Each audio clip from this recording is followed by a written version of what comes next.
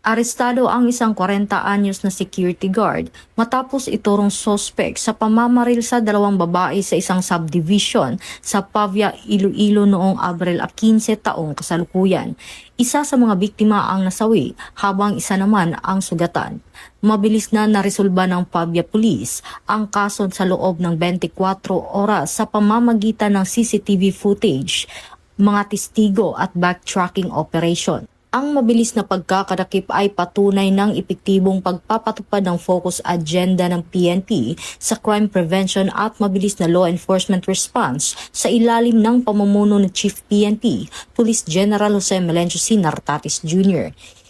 Hinihikayat ng pulisya ang publiko na manatiling alerto at agad i-report ang anumang kahina-hinalang aktibidad sa kanilang lugar.